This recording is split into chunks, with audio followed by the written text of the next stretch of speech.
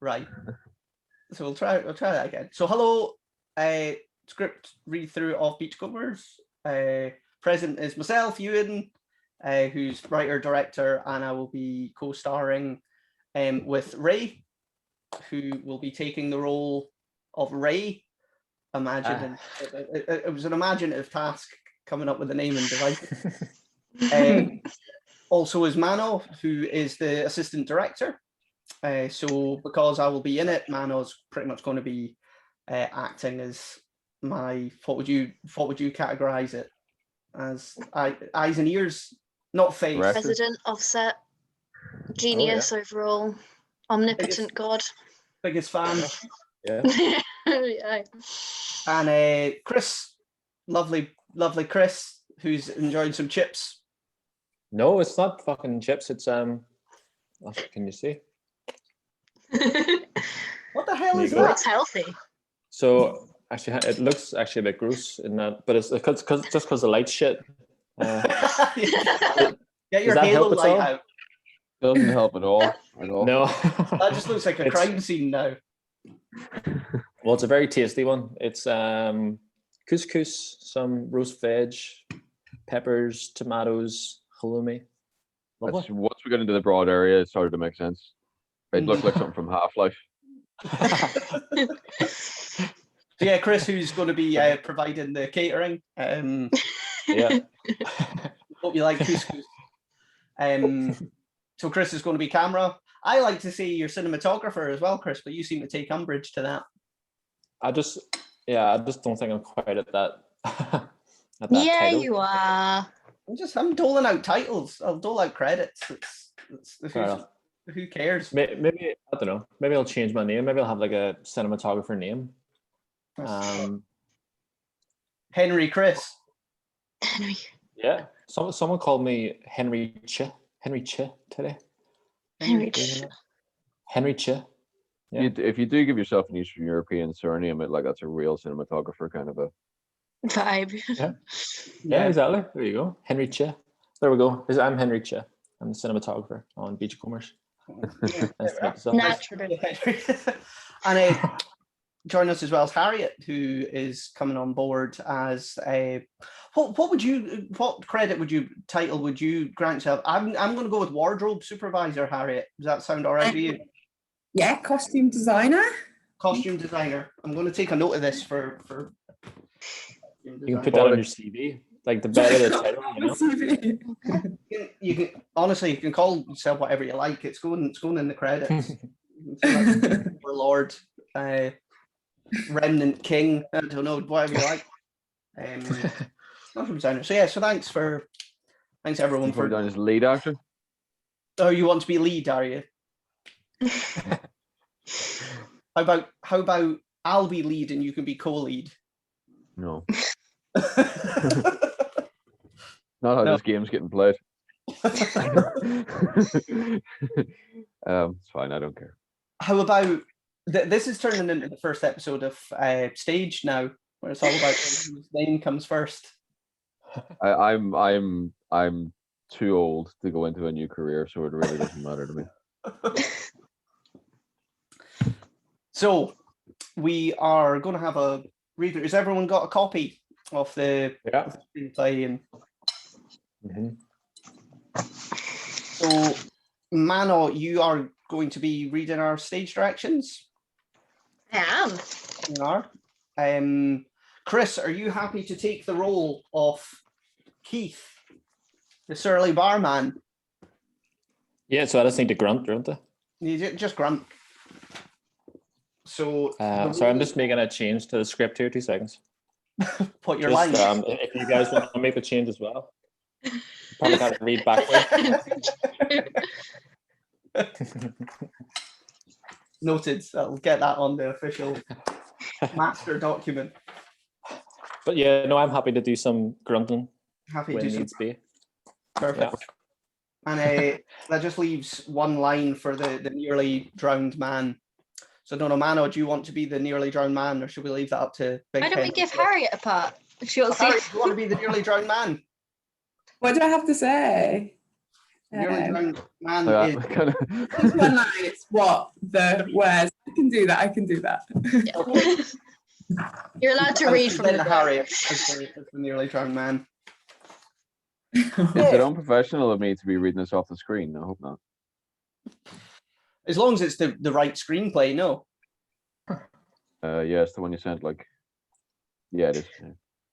Yeah. 3 days ago. Yeah. Yeah, that's the one. The first line is, for as long as I can remember, I've always wanted to be a gangster. Hang on. I've got an earlier version.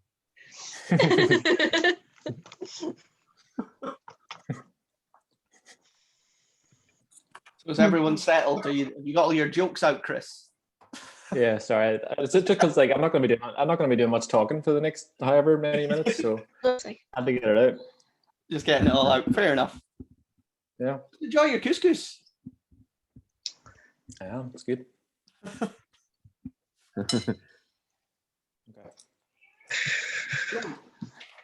I'm settling So ready. I'm gonna do like a half screen thing here. Yeah, if you just hold on, I'm going to change my Wi-Fi just so it doesn't kick out. Just 'cause- I'm gonna pop myself on mute as well when we start, just so there's no munching over the airwaves. Remember to unmute for your grunts. Yeah, yeah, well, no worries. Good advice for life, really.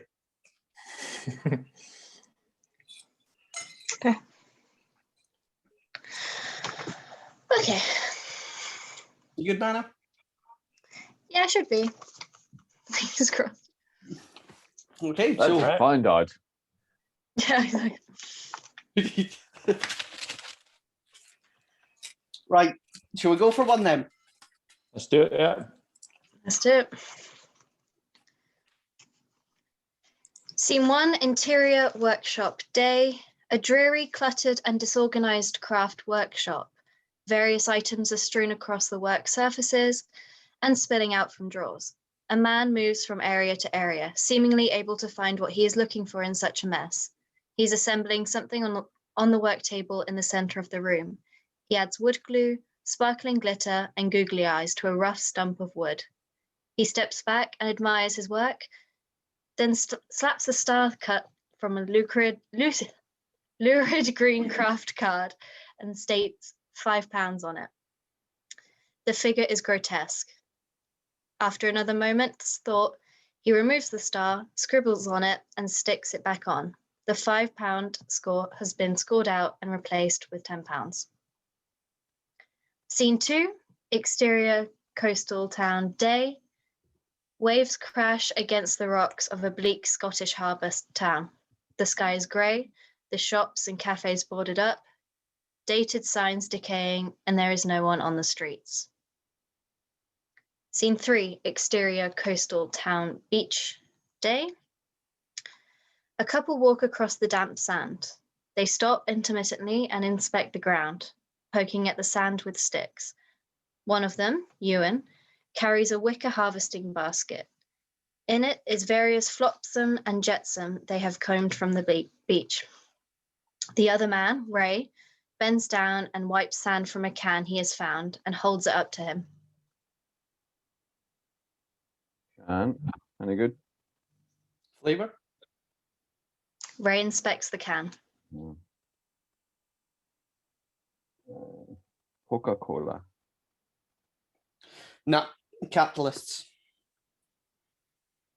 Ray looks at the can once more, then tosses it back onto the sand. The couple carry on. Scene 4, external coastal town beach, later. Ewan and Ray sit on the harbour wall eating sandwiches and cups of tea from the Tupperware box and flask that sits between them. As they eat, Ewan removes items he has kept from their combing and holds them up for inspection. He lifts out a shell. What are you going to do with that then? I missed your line, Ray. There's a delay with me because the thing, like, am I coming in real time right now?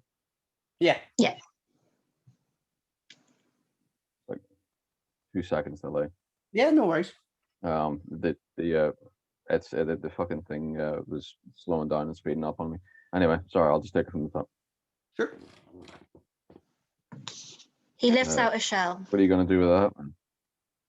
Just need another one, and that's a mermaid's bra. And they wear lingerie, do they? The Little Mermaid does.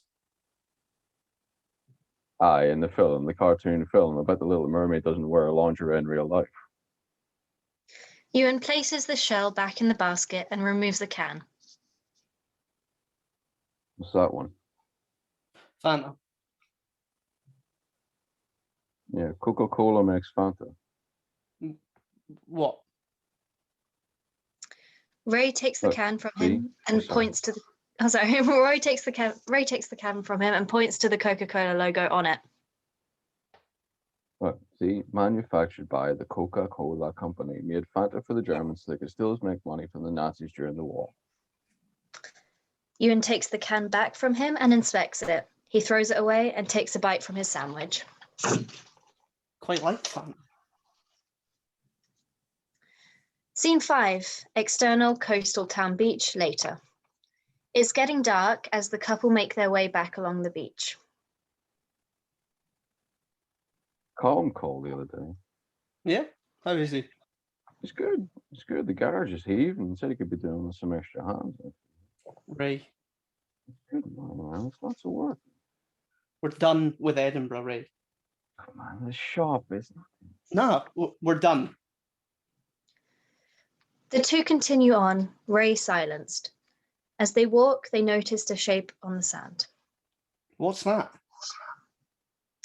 It is a body. A man in a plain black suit lies prone on the beach, holding a briefcase in one hand. The water laps at his feet. The couple inch closer tentatively. You're alive. Well, I don't know. Do I? Ewan inches closer. Ray attempts to stop him by grabbing his shoulder, but he shrugs him off and nudges the body with his foot.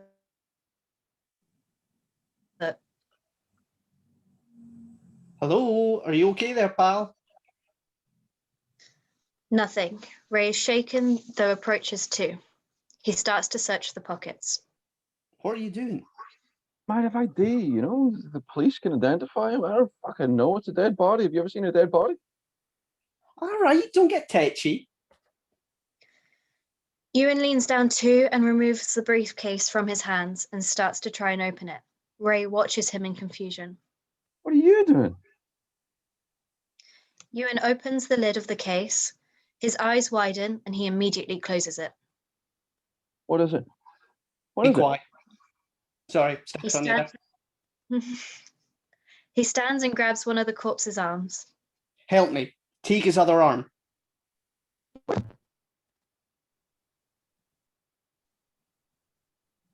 That is fucking signal. Apologies.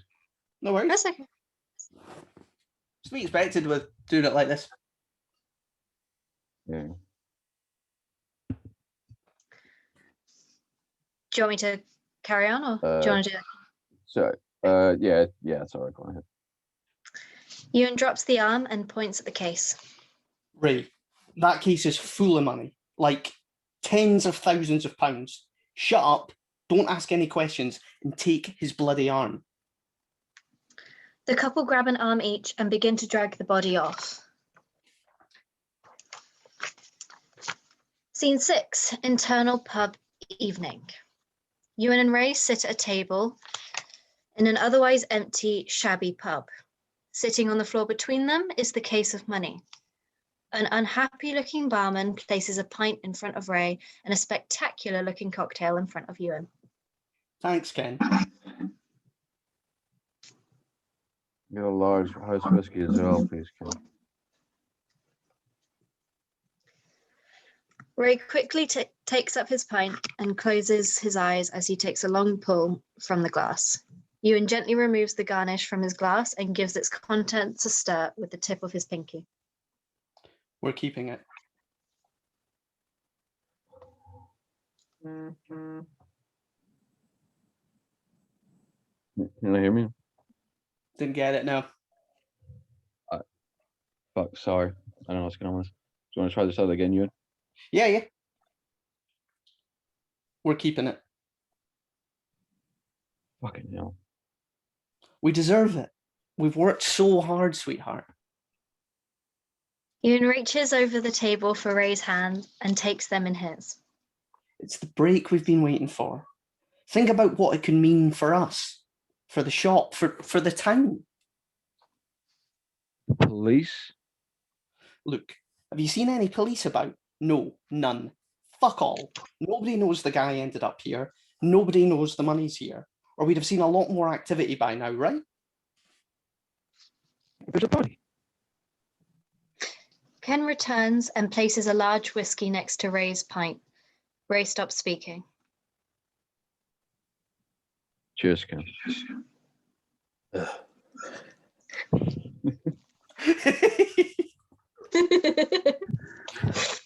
Perfect. There's a body of a dead human body. We need to tell someone. Ewan takes a slow drink of his drink and sits back, crossing his arms. Why? Why? What do you mean why? Because it's the right thing to do. Ewan gets up and picks up the case. We're keeping it. He exits the bar. Ray picks up his whiskey and upends the entire contents into his mouth and swallows.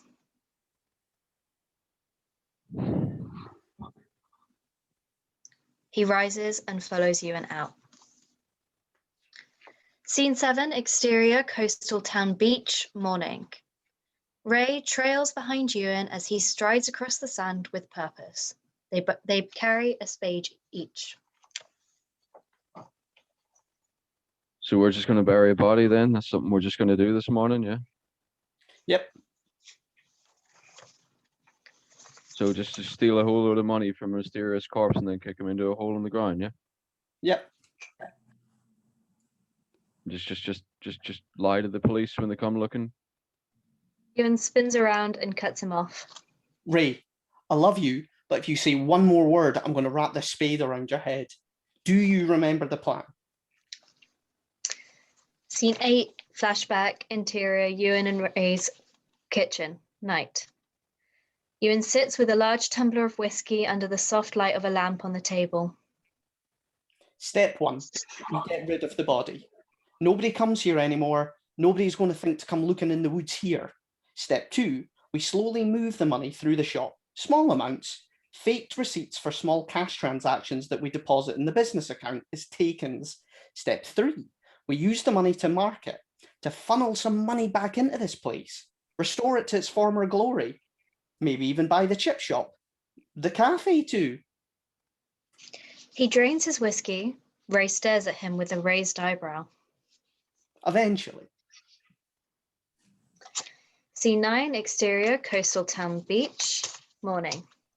Ray closes his mouth. Yeah. Good. Then stop prattling on like you've spilled your milk and let's get this done.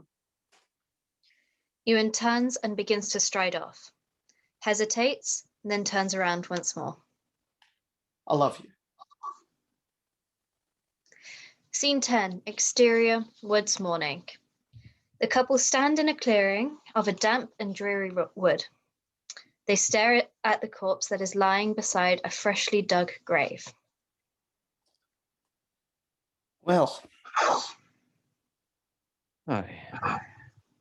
so I suppose we just roll him in? Jesus Christ. Morning. The couple approach the body and start to push him towards the hole. Ray suddenly jolts upright. Jesus! What? ID, I didn't find any. So? So we should search him again just to be sure and then destroy what we'll find. Ray begins to tap the corpse's pockets and feel around in them. Suddenly, the body ejects a long stream of water from its mouth and begins coughing violently. Ray falls backwards in shock. Jesus, fuck! The man continues to cough and splutter, seawater pouring from his mouth. He attempts to sit up to speak. What? That? Where? Steady on, pal. We'll get some help. With a loud clang, Ewan brings a shovel down on the nearly drowned man's head. He is forced back down and coughs up a thick spray of blood. Ewan, what the fuck? Ewan raises the shovel again and swings it down with all his might, resulting in a wet crunch. The nearly drowned man stops coughing, is still, silent, and very dead. Ray looks on in shock and in horror. He stares at the body, to Ewan, then back to the body. He raises a trembling hand and points at it. You... Ewan approaches the corpse and with effort pushes him into the hole. It falls in with a graceless thud. He picks up the spade he used and throws it into the hole too. Then turns to Ray. Do you love me, baby? What?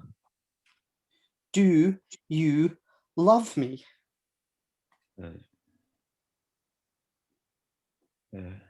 Yeah, of course I do. Ewan picks up the other spade and offers it to him. He looks at it bewildered. Then get shoveling.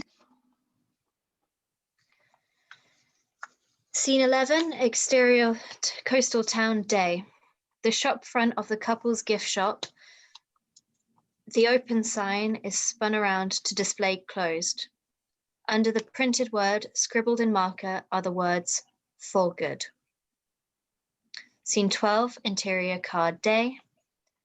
Ewan and Ray sit in their car, which is stuffed with a large number of bags. Ewan sits in the passenger seat with the suitcase on his lap. Ewan leans down into one of his bags and rummages around for a moment. From it, he retrieves the ugly figurine he had crafted earlier and places it on the dashboard for Ray to see. He looks at it and it stares back grotesquely. Then Ray looks back to Ewan and gives him a strained smile. Ewan looks on contently. Ray looks at the figurine once more, then out the window, and the smile vanishes from his face. Scene 13, exterior coastal road, day. The car pulls away from a small rural road and onto the bypass. It passes a road that declares Edinburgh 65 miles. The car drives off in the direction of the capital. Found.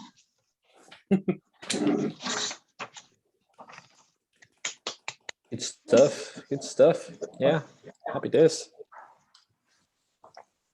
Yeah. Any thoughts? Anyone? It's desperate to use that voice, Chris? Just straight in there. What's that? Nothing. I'm just yanking your plank. All right. Fair enough. Yeah, Fair enough. apologies for the slight delay on that as well. Like I think I'm about a second and a half behind. Nah, no It worries. wasn't No problem. noticeable though. No. Okay, good.